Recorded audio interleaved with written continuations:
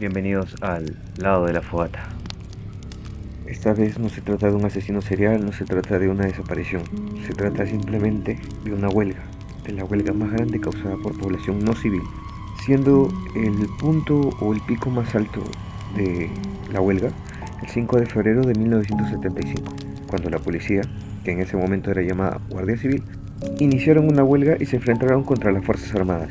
Pero este fue el clímax de una sucesión de hechos que llevaron a este enfrentamiento. Para comenzar, podemos entender mucho mejor todo comenzando con los antecedentes. Y todo inicia el 31 de diciembre de 1974. Para ese momento el presidente era Velasco Alvarado y este mismo salió por una puerta lateral del Palacio de Gobierno. Y cito: ese día, a diferencia de otros, se había dado la orden de que no se permitiera que los periodistas se acercaran a la comitiva presidencial. La orden fue incumplida por un guardia civil que se encontraba de servicio en Palacio y por ende el automóvil presidencial fue interceptado. Al observar esta situación, el jefe de la Casa Militar, el general Enrique Ibáñez Burga, montado en cólera y aduciendo su insatisfacción por la custodia policial, maltrató verbal y físicamente al guardia responsable. Ordenó su detención y además el retiro inmediato de todo servicio policial a su comandancia respectiva. ¿Cuál fue la reacción de la Guardia Civil para el momento en que suceden todos estos hechos? Bien, decidieron no salir a patrullar las calles desde la 1 de la tarde en adelante. Así estalló la huelga. La intervención del general Ernesto Olivares Montano de la Guardia Civil fue necesaria para lograr la liberación del subalterno y el paro de este primer chispazo de huelga. Este acto de humillación pública hacia un miembro de la institución fue percibido como una afrenta directa y desató la indignación entre los efectivos, afectando de una manera muy fuerte la frágil relación que había entre la policía y el ejército. Los historiadores coinciden que en la policía se buscó una mayor participación y reconocimiento institucional dentro del régimen militar. Sentía que su rol era de segundo orden y que no eran consultados en decisiones importantes. Adicionalmente a esto hay que aumentarle también el hecho de que el Perú se encontraba en una crisis económica y que esto afectaba tanto a la gente civil como también a la policía.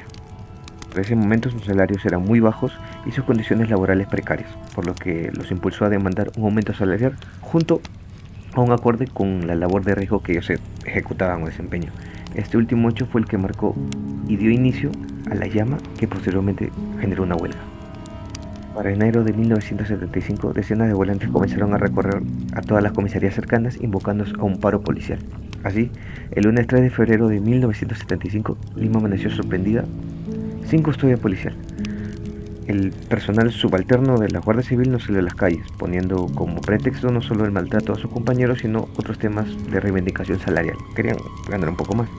Exactamente todo lo que exigían no lo sabemos a ciencia cierta, pero tenemos aquí lo más importante, que es el desagrado a la Guardia Civil por el ultraje sufrido por uno de sus miembros por parte del ejército, el aumento mensual a un monto promedio de 2.000 soles de la época, que la mutual del personal subalterno sea administrado por ellos mismos previa auditoría, la modificación de los reglamentos distintos que sea, o sea que haya un quiebre entre el reglamento para el ejército y otro para la policía, y la reorganización de la Guardia Civil. Esto implica el hecho de remodelar las comisarías, mejores indumentarias y mejores medios de transporte para ellos.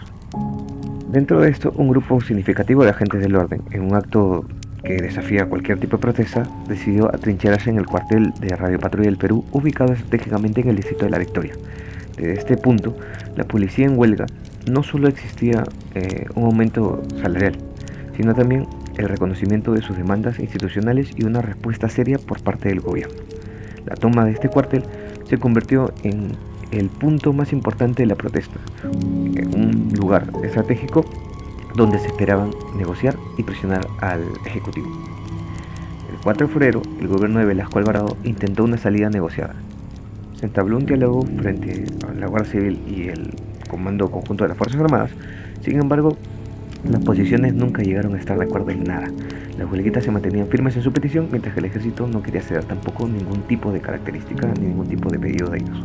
Esto hizo que de parte del ejército lo sintieran como que los estaban enfrentando y no estaban respetando su posición. Como al final nunca llegaron a un acuerdo, el gobierno tomó otra decisión y fue enviar regimiento militar a emplear la fuerza para desalojar a los efectivos que se encontraban ya atrincherados dentro del cuartel de Radio Patrulla. Tanto era la tensión que había en el momento que toda la ciudad prácticamente se paralizó. Así, la madrugada del 5 de febrero marcó un punto donde ya no hubo vuelta hacia atrás. Tanques del Ejército del Perú desfilaron por las calles más importantes en dirección hacia radiopatrullas, que se encontraba y se encuentra hasta el día de hoy en La Victoria. La idea era completamente clara: desalojar a las Fuerzas Armadas por revolucionarias. La intervención militar fue brutal y sin contemplaciones.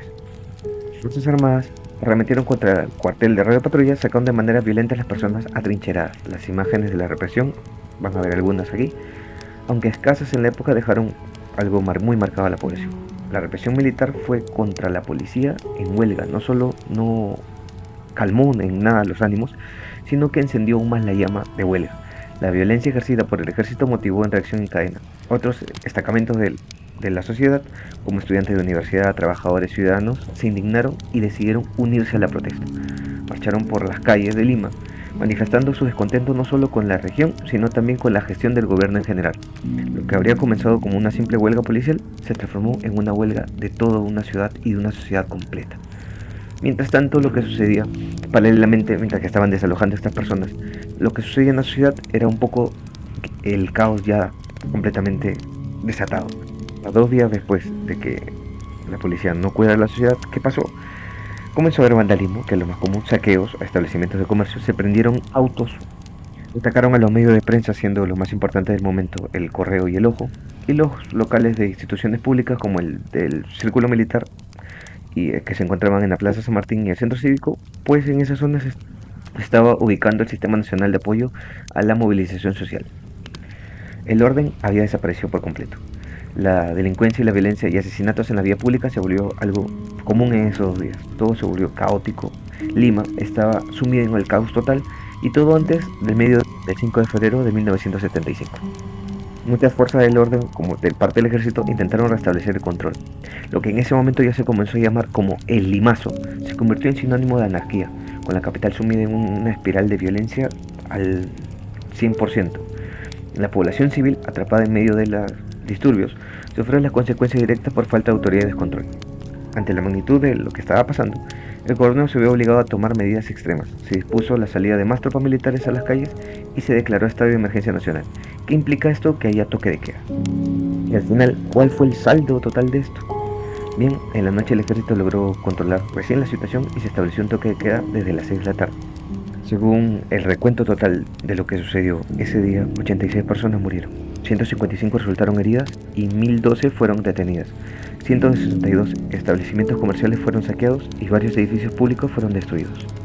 ¿Y qué pasó al final? Bueno, para resumirlo, el gobierno no asumió la responsabilidad y decidió echarle la culpa a otros sectores, como suele pasar. En este caso, le tiró la culpa hacia la CIA y al partido aprista, que los llamaron a que ellos eran los que incitaban a la marcha que había pasado. Por primera vez en 6 años, el régimen militar se producía una situación descontrolada en Lima, porque había pasado tanto en Ayacucho como en Andahuaylas, y esto causó de que hubiera una inestabilidad en el gobierno de manera brutal. Esto fue el punto quiebre para que Velasco pierda el poder. Incluso, como suele pasar hoy, para intentar encubrir todo lo que había pasado, habían salido noticias, entre comillas, que especulaban que iba a haber ese año 1975 un nuevo conflicto armado con Chile. Esto de alguna forma empañaba todo lo desastroso que había sido esta huelga, todo lo que había demostrado un quiebre entre la sociedad, la policía y el ejército, que era completamente, hasta el día de hoy, imposible de unificar. Además de esto, se comprendieron también de que tenían que mejorarse todas las condiciones necesarias para la protección de la misma sociedad. Hasta el 29 de agosto se produjo ya lo que viene a ser el golpe de estado, que vino desde Tacna por parte de Francisco Morales Bermúdez, y que él era un ex ministro de Hacienda del régimen anterior, que lograron destituir a Velasco e inició lo que posteriormente se llegó a conocer como la segunda fase del gobierno revolucionario de las Fuerzas Armadas.